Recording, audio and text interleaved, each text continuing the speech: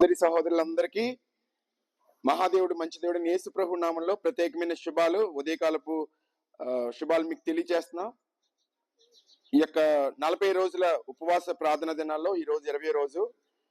ఎందుకొరకు ఇలాగూ మరి ఈ 40 రోజులు ప్రార్థనతో పాటుగా దేవుని సన్నిధిలో పశ్చాత్తాపంతో మరి ప్రభుని క్షమాపణ కోరి ఆయన అనుగ్రహించే విలువైన శ్రేష్టమైనవి పొందడానికి మరి దినాలు ఏర్పాటు చేయబడ్డాయి.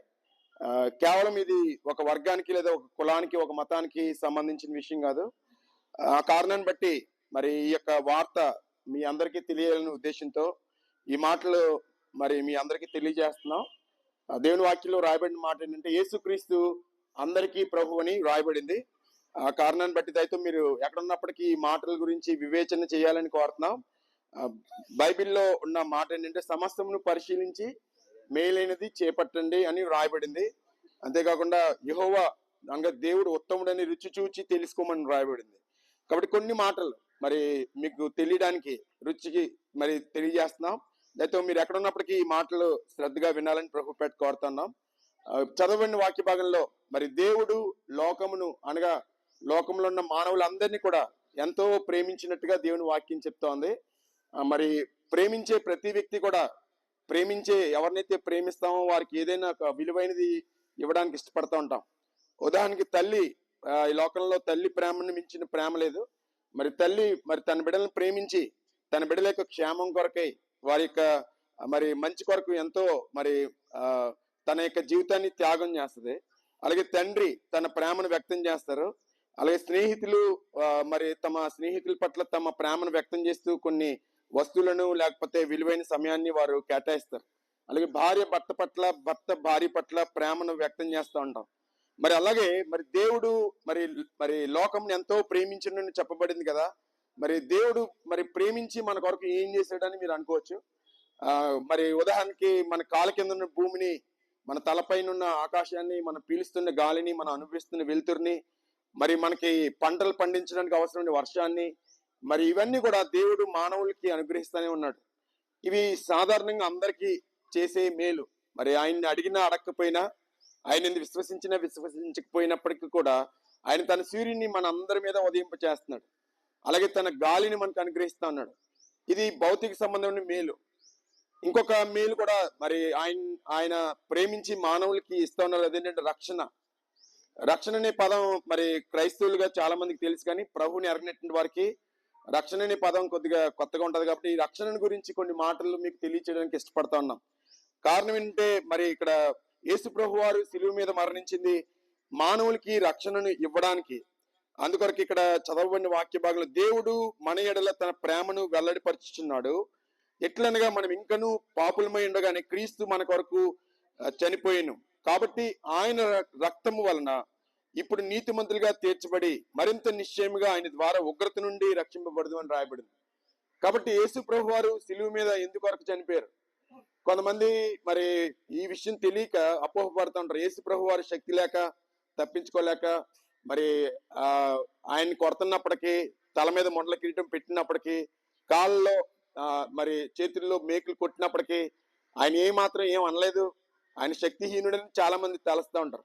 కానీ నిజానికి విషయం ఏంటంటే ఆయన శక్తిహీనుడో లేకపోతే బలహీనుడో అయ్యి అలాగ చేయలేదు. కానీ మరి మానవులకి రక్షణను అనుగ్రహించడానికి మరి ఆ యొక్క కార్యాన్ని ఆయన చేయవలసి వచ్చింది. ఈ రక్షణ అంటే అర్థం ఏంటంటే పాపం నుండి విడిపింపబడి పరిశుద్ధమైన మార్గంలో జీవించే శక్తి కలిగిన అనమాట రక్షణ అంటే.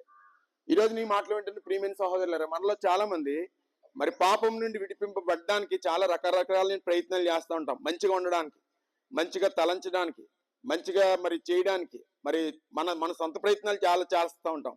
కానీ మరి దీని నుంచి విడుదల పొందలేక మాటి మాటికి ఏదైతే చేయకూడదు అనుకుంటున్నావు అదే చేస్తూ, ఏదైతే మాట్లాడకూడదు అనుకుంటున్నావు అదే మాట్లాడుతూ ఆ పాపం చేత మనం బంధింపబడి ఉన్నాం. దేవుని వాక్యం చెప్తా ఉంది, ఏ భేదమును లేదు, అందరిని పాపం చేసి దేవుడు అనుగ్రహించు మహిమ అనగా రక్షణ అనగా నిత్య జీవాన్ని పొందలేకపోతుందని దేవుని వాక్యం చెప్తా ఉంది. మరి పాపం అంటే ఏదో ఇది తెలియని పదం కాదు. పాపం అంటే దాని అర్థం ఏంటంటే ఆజ్ఞాతిక్రమమే పాపము. దేవుని యొక్క ఆజ్ఞలను అతిక్రమించట, మేలైనది చేయనెరిగి అలాగ చేయకపోవడం పాపం. ఈరోజు నీ మాటలు వెంటనే ప్రియమైన సహోదరులారా, మానవులుగా మనకి ఏది మేలో తెలుసు కానీ ఆ మేలుని మనం చేయలేకపోతున్నాం. ఉదాహరణకి కొన్ని కోపం మరి ఆ చెడుని తెలిసి మనకి కోపపడడం ద్వారా మన జీవితాల్లో నెమ్మది ఉండదని తెలుసు, కానీ కోపపడతానే ఉంటాం. ఈ విధంగా మానవులుగా మనం ఈ పాపం చేత పీడించబడతా ఉన్నాం. అందుకొరకే పెద్దలు కూడా ఒక మాట, కామ క్రోధ లోభ మోహ మదమత్సరాలు అరిషడ్ వర్గాలు అంటారు. ఈ అరిషడ్ వర్గాల చేత మనం పీడించబడతా ఉన్నాం. అందుకొరకే మన పూర్వీకులు చేసిన ప్రార్థన ఏంటంటే, పాపోహం పాపకర్మ పాపాత్మ పాప సంభవ త్రాహిమాం కృపయాదేవ శరణాగత వత్సలాని వారు ప్రార్థన చేశారు. అలాగే దేవుని వాక్యంలో చెప్పబడిన మాటల ప్రకారం ఏ భేదములు లేదు, అందరిని పాపం చేసి దేవుడు అనుగ్రహించి మహిమని పొందలేకపోతున్నారు. కాబట్టి ఈ రోజున మానవులుగా భౌతికంగా మనకి డబ్బు ఉన్నప్పటికీ, మరి బలం ఉన్నప్పటికీ, జ్ఞానం ఉన్నప్పటికీ, మనందరం కూడా పాపం చేత పీడించబడి రక్షణ లేనటువంటి వారిగా ఉన్నాం. కాబట్టి ఇటువంటి స్థితిలో ఉన్న మానవ జాతికి రక్షణని ఇవ్వడానికి మరి యేసు ప్రభు వారు ఈ లోకంలోకి దిగి రావడమే కాకుండా ఆయన శిలువ మరణం ద్వారా ఈ రక్షణ మానవులకి అనగా అనుగ్రహిస్తున్నారు. అనగా పాప క్షమాపణ, పాపం నుండి విడుదల. అందుకొరకు దేవుని వాక్యం చెప్తా ఉంది, యేసు రక్తము ప్రతి పాపం నుండి మనల్ని కడిగి పవిత్రులుగా చేయండి. కాబట్టి ఆయన శక్తి లేక మరి తప్పించుకోలేక తన రక్తాన్ని చిందించలేదు, కానీ నీ యొక్క నా యొక్క పాపముల కొరకై క్రయధనంగా, విమోచన క్రయధనంగా ఆయన తన రక్తాన్ని చిందించారు. మరి రక్తం చిందించాలా అని మీరు అనుకోవచ్చు. దానికి దేవుని వాక్యం చెప్పే సత్యం ఏంటంటే, రక్తం చిందింపబడకుండా పాప క్షమాపణ కలగదని దేవుని వాక్యంలో రాయబడింది. అలాగే మన యొక్క దేశంలో అక్కడక్కడ వినే మాటలు కూడా, సర్వపాప పరిహారం రక్త ప్రోక్షణం ఆవశ్యకం, తద్రక్తం పరమాత్మేన పుణ్యదాన బలియాగం అని మనం చెప్పగా వింటాం. అంటే దాని అర్థం ఏంటంటే, మనుషులందరి పాపములు పరిహరింపబడాలంటే దేవుడే స్వయంగా తన రక్తాన్ని పుణ్యదానంగా ఇవ్వాలి అని దాని అర్థం.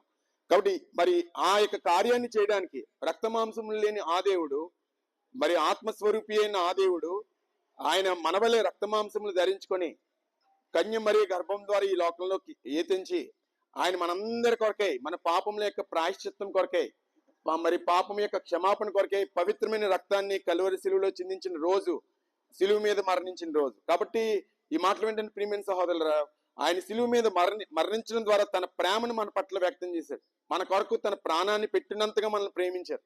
అందుకొరకు యోహాను సువార్త 3:16 దేవుడు లోకమును ఎంతో ప్రేమించాను. అంతా ఇంత కాదు, తల్లి ప్రేమ కంటే, తండ్రి ప్రేమ కంటే, అన్నదమ్ముల అక్క చెల్లెళ్ళ బంధుమిత్రుల స్నేహితుల ప్రేమ కంటే మించిన ప్రేమతో దేవుడు నిన్ను నన్ను ప్రేమించి పాపం చేత మరి నరకానికి లేకపోతే పాతాళానికి వెళ్ళిపోతున్న మనల్ని అందరినీ కూడా రక్షించాలని, పాపం నుండి విడిపించాలని యేసు ప్రభు వారు కలువరి శిలువలో రక్తాన్ని చిందించారు.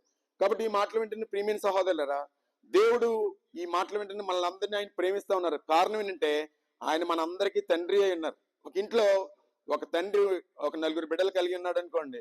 ఆ 4 బిడ్డల్లో 4 రకాలుగా ఉంటారు. అయినప్పటికీ కూడా తండ్రి అందరినీ సమానంగా ప్రేమిస్తూ ఉంటారు. మరి తల్లి ఏది చేసినప్పటికి కూడా ఆ 4 సంబంధించి చేస్తుంది. 4 తినాలని వండుతుంది, మరి 4 మంచిగా ఉండాలనే తల్లి ప్రయత్నం చేస్తుంది. అలాగే భూమి మీద ఉన్న ప్రజలమైన మనందరం దేవుని పిల్లలమై ఉన్నాం. కాబట్టి ఆయన ఏది చేసినప్పటికి కూడా మనందరి క్షేమం కొరకు ఆయన చేస్తారు. కాబట్టి ఆయన శిలువ మీద మరణించింది క్రైస్తవుల కొరకు కాదు, ఆయన శిలువ మీద మరణించింది ఏదో ఒక దేశం కొరకు లేదా ఒక కులం కొరకు మతం కొరకు కాదు, కానీ మానవులందరి కొరకు ఆయన ఈ లోకంలో తన పవిత్రమైన రక్తాన్ని కలువరి శిలువలో చిందించారు. అందుకొరకు ఆయన మరణించే రోజు ముందు ఒక పాత్రను పట్టుకొని ఆయన మాట్లాడంటే ఇదిగో అనేకుల కొరకై, అనగా పాప క్షమాపణ కొరకై చిందింపబడుచున్న నిబంధన రక్తం అని ప్రభు వారు సెలవిచ్చారు. కాబట్టి ఆయన చిందించిన రక్తం ద్వారా మరి మానవులైన మనందరికీ కూడా పాప క్షమాపణ ఉంది. పాపం నుండి విడుదల యేసు ప్రభు రక్తం ద్వారా మనకి కలుగుతా ఉంది. రెండవదిగా పరిశుద్ధంగా జీవించడం. ఈ రోజున మానవులుగా మనకి పరిశుద్ధంగా జీవించడం కొద్ది కష్టంగా ఉంటది, మరి అనుకుంటాం కానీ చేయలేము. మరి శ్రీ అని ఒక వ్యక్తి, శ్రీరంగం శ్రీనివాసులని, ఆయన చాలా మంచి కవి. ఆయన మరి ఈ యొక్క స్మోకింగ్ అనగా సిగరెట్ తాగే అలవాటు ఆయనకి ఉండేదన్నమాట. దాని నుంచి బయటపడాలని చాలా ప్రయత్నాలు చేసేవాడు. చివరికి చేసి ఒక రోజున మరి ఒక స్టేట్మెంట్ చెప్పాడు ఆయన. అదేంటంటే, నేను మరి సిగరెట్ మానడం చాలా సులువు, నేను ఇప్పటికే చాలా సార్లు మానేశాను అన్నాడు. అంటే దాని అర్థం మీకు అర్థమై ఉండాలి. అంటే చాలా సార్లు మానేటువంటి అర్థం ఏంటంటే, ఈ రోజు మానేసి మళ్ళీ 2 రోజులు ఆగి మళ్ళీ 3వ రోజు మళ్ళీ మొదలెట్టి అలా చాలా సార్లు తన జీవితంలో అనుకున్నాడు, కానీ అది మానలేకపోయాడు. మానుతాడు, మళ్ళీ చేస్తున్నాడు. అలాగే ఈ రోజు మానవులుగా మనం పాపం చేత బంధింపబడి ఉన్నాం. మరి పాపం చేయు ప్రతివాడు పాపమునకు దాసుడని దేవుని వాక్యంలో చెప్పబడింది. కాబట్టి ఈ పాపం యొక్క పర్యవసానాలు మన యొక్క జీవితంలో కనబడతా ఉంటాయి. కోపము, ద్వేషము, అసూయ, పగ, ఈర్ష్య, కక్ష, మరి భేదములు, ఇవన్నీ కూడా కోపం యొక్క లేకపోతే పాపం యొక్క పర్యవసానాలు. పాపము మనల్ని నెమ్మది లేకుండా చేస్తుంది, పాపము మనకి శాంతి లేకుండా చేస్తుంది, పాపము మనకి సమాధానం లేకుండా చేస్తుంది, పాపం ద్వారా మనం భయం మరి మనలో కలుగుతుంది, పాపం మనల్ని పరలోకానికి వెళ్లకుండా చేస్తుంది. ఇటువంటి పాపం యొక్క మరి పర్యవసానాలన్నిటి నుంచి విడిపించడం కొరకు యేసు ప్రభు వారు ఈ లోకంలోనికి మానవుడిగా వచ్చి మనందరి కొరకు మనల్ని విడిపించడం కొరకు ఆయన తన యొక్క శరీరాన్ని తన రక్తాన్ని మన కొరకు చిందించారు. మనకి స్వాతంత్రం ఇవ్వడం కొరకు ఆయన బంధింపబడ్డారు. మరి మన పరిశుద్ధులుగా చేయడం కొరకు ఆయన మన పాపములన్నీ మోసారు. కాబట్టి ఈ మాటలు ఏంటంటే ప్రియమైన సహోదరులరా, మరి అటువంటి ప్రేమ గల ప్రభు మనల్ని అందరినీ పిలుస్తూ ఉన్నారు. దేని కొరకంటే రక్షణని ఇవ్వడానికి. సామాన్యులేమి, సామంతులేమి, ధనికులేమి, దరిద్రులేమి, లోక నివాసులారా నా వైపు చూచి రక్షణ పొందండి. రక్షణ చాలా విలువైంది. రక్షణ అంటే పాప క్షమాపణ, రెండవదిగా పరిశుద్ధమైన జీవితం జీవించడం, మూడవదిగా పరలోకానికి లేదా వైకుంఠానికి స్వర్గానికి చేరడం. ఈ మూడింటిని కలిపి రక్షణ అని అంటాం. ఈ రక్షణ డబ్బులు పెట్టుకుంటే వచ్చేది కాదు. అందుకొరకు దేవుని వాక్యం చెప్తోంది, ఇంత గొప్ప రక్షణను మనం నిర్లక్ష్యం చేసిన ఎడల ఎలాగూ తప్పించుకుందాం. ఈ రక్షణ చాలా ఉచితంగా దేవుడు మనకు అనుగ్రహిస్తున్నారు. ఈ రక్షణ పొందడానికి మనం చేయవలసిన పని ఏంటంటే యేసు ప్రభు అని మన నోటితో ఒప్పుకోవాలి. ఎవరైతే నీ కొరకు ఈ లోకంలోనికి నీకు రక్షణ ఇవ్వడానికి, నీ పాప క్షమాపణ కొరకు రక్తం చిందించడానికి దిగి వచ్చి మరణాన్ని జయించి తిరిగి లేచి నీ యొక్క మరి పాపములన్నీ క్షమించి నిన్ను పరిశుద్ధిగా జీవించే శక్తిని నీకు ఇచ్చి నిన్ను పరలోకానికి ఎవరైతే చేరుస్తారో ఆ యొక్క ప్రభు నిన్ను పిలుస్తున్నారు. మరి యోహాను సువార్త 14వ అధ్యాయం మొట్టమొదటి వచనంలో రాయబడిన మాటలు ఏంటంటే, నా యందు విశ్వాసం ఉంచుడి, మీకు స్థలం సిద్ధపరిచి వెళ్ళిచున్నాను, నేనుండు స్థలంలో మీరు ఉండేలాగా మరలా వచ్చి నేను మిమ్మల్ని తీసుకుని వెళ్తాను. కాబట్టి ఆయన యందు విశ్వాసం ఉంచడం ద్వారా మనందరం కూడా పాప క్షమాపణ పొంది పరిశుద్ధమైన జీవితాన్ని జీవించగలం. పాప క్షమాపణ పొందడానికి ఆయన రక్తాన్ని ఆయన మన కొరకు చిందించారు. పరిశుద్ధంగా జీవించడానికి ఆయన తన ఆత్మను మనకు అనుగ్రహిస్తున్నారు. అందుకొరకు దేవుని వాక్యంలో చెప్పని మాటలని, నా ఆత్మని మీ యందుంచి నా కట్టడలను నా విధులను గైకొనే వారుగా నేను మిమ్మల్ని చేస్తాను. మీలో నుండి రాతి గుండె తీసివేసి మాంసపు గుండెని మీకు ఇస్తాను. మీ యొక్క పాప స్వభావాన్ని కొట్టివేసి పరిశుద్ధమైన స్వభావాన్ని నా ఆత్మ ద్వారా మీకు అనుగ్రహిస్తాను. ఇది మన శక్తి వల్ల లేకపోతే మన యొక్క ధనం వల్ల అవదు కానీ, శక్తి చేత కానీ, బలం చేత కానీ కాదు, కానీ దేవుని ఆత్మ ద్వారా అది జరుగుతుంది. ఎప్పుడైతే దేవుని ఆత్మ మనలోనికి ప్రవేశిస్తారో అప్పటి నుండి మన ఆలోచనలు, మన తలంపులు, మన క్రియలన్నీ మారిపోతాయి. అందుకొరకు దేవుని వాక్యం చెప్తోంది, ఎవడైనా క్రీస్తునందు వాడు నూతన సృష్టి, పాతవి గతించి ఇదిగో సమస్తమును క్రొత్తవాయెను. ఈ రోజున అనేకులు మరి ప్రభుకి తమ జీవితాలను సమర్పించి మరి ఒక నూతనమైన సృష్టిగా మరి చేయబడుతున్నారు. ఎవరైతే ఈ నూతన సృష్టిగా చేయబడతారో వారే మరి నూతనమైన పరలోక పట్టణంలో ప్రవేశిస్తారు. అందుకొరకు ఈ నూతనమైన జీవితాన్ని యేసు ప్రభు వారి సిలువ ద్వారా మానవులకి ఇవ్వబడింది. అందుకొరకు చెప్పబడిన మాటలంటే, ఒకడు క్రొత్తగా జన్మిస్తేనే గాని అతడు దేవుని రాజ్యమును చూడలేడు లేదా ప్రవేశించలేడు. క్రొత్తగా జన్మించాలి. ఈ క్రొత్త జన్మ సిలువ ద్వారా మానవులకి ఇవ్వబడింది. కాబట్టి ఈ సిలువ వార్త మనందరికీ శుభవార్త. కాబట్టి ఈ వార్తను గురించి మనం తెలుసుకోవలసినటువంటి వారమైనా, దీనికి సంబంధించిన విషయాలు కొన్ని మాత్రమే సమయభావాన్ని బట్టి నేను చెప్పాను. ఇవన్నీ కూడా పరిశుద్ధ గ్రంథమైన బైబిల్ నుంచి తీసుకున్న వచనాలు. మరి పరిశుద్ధ గ్రంథం మత గ్రంథం కాదు, మరి మానవుల కొరకే దేవుడు రాసిన ఒక ప్రేమ లేఖ. మరి ఏ విధంగా ఈ లోకంలో మనం జీవించాలి, ఒక తల్లిగా, తండ్రిగా, భార్యగా, భర్తగా, బంధువుగా, బిడ్డగా మనం ఎలా ఉండాలి, బాధ్యత గల పౌరునిగా మనం ఎలా ఉండాలి, అలాగే ఈ లోకంలో నుంచి పరలోకానికి వెళ్ళడానికి మనం ఏం పని చేయాలి, ఎలా జీవించాలి, పరలోకానికి వెళ్ళే మార్గం ఏది అన్న విషయాలన్నీ కూడా ఈ పరిశుద్ధ గ్రంథంలో రాయబడ్డాయి. అయితే ఈ పరిశుద్ధ గ్రంథాన్ని మీరు పరిశీలించి చదవండి. ప్రపంచ దేశాల్లో అనేక భాషల్లో తర్జుమా చేయబడి ప్రతిరోజు కూడా కోట్లాది మంది చేత చదవబడుతున్న గ్రంథం బైబిల్ గ్రంథం, పరిశుద్ధ గ్రంథం. మహాత్ములను తయారు చేసిన గ్రంథం. మరి ప్రపంచానికి తల్లిగా పరిగణింపబడే మదర్ తెరీసా దేవుని వాక్యం ద్వారా ప్రేరేపింపబడింది. మన యొక్క దేశానికి స్వాతంత్రం తీసుకొచ్చిన మహాత్మా గాంధీ దేవుని వాక్యం ద్వారా ప్రేరేపింపబడ్డారు. అలాగే స్వామి వివేకానందుల వారు దేవుని వాక్యం చేత ప్రేరేపింపబడ్డారు.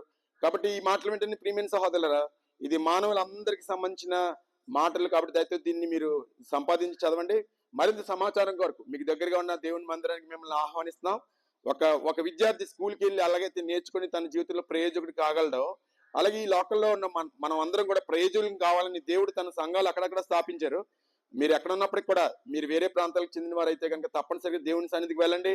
మరి తింటే రుచి తెలుస్తుంది, దిగితే లోతు తెలుస్తుంది, వింటే విషయం తెలుస్తుంది. వినడం ద్వారా మరి విషయాన్ని గ్రహించగలం. వినకుండానే మరి యేసు ప్రభుకి మాకు సంబంధం లేదని అనుకోవద్దు. ఆయన ప్రేమగల దేవుడు, ఆయన నీ కొరకు ప్రాణం ఇచ్చిన దేవుడు, నీ కొరకు రక్తాన్ని చిందించిన దేవుడు. నిన్ను పరలోకానికి తీసుకెళ్లాలని ఆయన తన చేతిని నీ వైపు చాపుతున్నాడు. లోవన్నాలని ప్రజల వైపు దినమంతా నా చేతులు చాపుతా ఉన్నానని రాయబడింది. మరి భ్రష్టు లేని బిడ్డలారా తిరిగి రండి, నేను మిమ్మల్ని బాగు చేస్తానని ప్రభు పిలుస్తున్నారు. మనం ఇప్పటివరకు ఆయన దూషించిన, ద్వేషించిన, ఆయన నామం ఎరిగిన బిడ్డల్ని, లేకపోతే ఆయన నామం అంగీకరించినటువంటి వారిని హేళన చేసినప్పుడు కూడా ఆయన మన పక్షంగా మరి శత్రుత్వం కలిగి లేడు. ఆయన మనల్ని ప్రేమిస్తూనే ఉన్నారు. దేవుని ప్రేమ శాశ్వతమైంది. ఆ శాశ్వతమైన ప్రేమతో మనల్ని ప్రేమిస్తున్నారు. ఒకవేళ చెడు అలవాట్లకి లోనైపోయినప్పటికీ, మన జీవితాన్ని పాడు చేసుకున్నప్పటికి కూడా మరి ఆ ప్రేమ గల దేవుడు మన వైపు తన చేతులు చాపుతున్నాడు మనల్ని బాగు చేయడానికి. కాబట్టి అటువంటి ఆ యొక్క ప్రేమ గల దేవుని వైపుకి మీరు అందరూ రావాలని ప్రభు పేట మిమ్మల్ని మీకు తెలియజేస్తున్నాం. అంతేకాకుండా మీకు ఈ సమాచారాన్ని మీకు అందిస్తున్నాం. మరింత సమాచారం మీకు తెలియడానికి చిన్న చిన్న పుస్తకాలు మీకు ప్రేమతో మా యొక్క సహోదరులు ఇచ్చారు. వాటిని ప్రేమతో స్వీకరించి చదవండి. మరింత సమాచారం దేవుని సన్నిధికి రండి. హౌస్ ఆఫ్ జీసస్ యేసు మందిరం తరపున మీ అందరికీ ప్రత్యేకమైన ఆహ్వానం. దేవుడు మిమ్మల్ని, మీ కుటుంబాన్ని నిండుగా మెండుగా దీవించి ఆశీర్వదించింది గాక. చిన్న ప్రార్థన మనం చేసుకున్న ప్రార్థన అంటే అర్థం ఏంటంటే, మన అక్కర్లో మనల్ని ప్రేమించే తల్లిదండ్రులతో ఎలాగ చెప్తామో, అలాగే మన యొక్క వ్యాధి బాధలు మంచి డాక్టర్ గారికి ఎలాగైతే చెప్పుకుంటామో, అలాగే మన యొక్క జీవితం, మన యొక్క సమస్యలు, మన యొక్క అక్కర్లో ప్రభుతో చెప్పడమే ప్రార్థన. ఎవరైనా చేయొచ్చు. ఇది పలానా వారు చేయాలని లేదు, ఎవరైనా చేయొచ్చు. అందుకొరకు దేవుని వాక్యంలో రాయబడిన మాటలు ఏంటంటే, ప్రార్థన ఆలకించేవాడ సర్వశరీరుని యొద్దకు వచ్చేదని రాయబడింది. కొత్త పాతాన్ని ఉండదు. ఆయనకు ప్రార్థన చేసే వారు అందరి మొర ఆయన వింటారు. ఆయన మరి అడుగుడి మీకు ఇవ్వబడినని రాయబడింది. అడుగు ప్రతి వాడును పొందినని రాయబడింది. ఆయన ఎవరిని గద్దించక అందరికీ ధారాళంగా దయచేయవాడని దేవుని వాక్యలో రాయబడింది. అంతేకాకుండా నా ఎద్దకు వచ్చి వారు నేను అంత మాత్రం త్రోసివేనని ప్రభు సెలవిస్తున్నారు. రకరకాల కారణాలను బట్టి మన ఇంటి వారు, మన వీధి వారు, మన సమాజము మనల్ని మరి తృణీకరించి వచ్చేమో కానీ దేవుడు ఏ కారణాన్ని బట్టి కూడా మనల్ని తృణీకరించరు. కాబట్టి మీరు ఎక్కడ ఉన్నప్పటికీ ప్రార్థనలో మీరు ఏకీభవించాలని కోరుతున్నాం. ప్రార్థన చేసుకుందాం. పాస్టర్ గారు చిన్న ప్రార్థన చేస్తారు.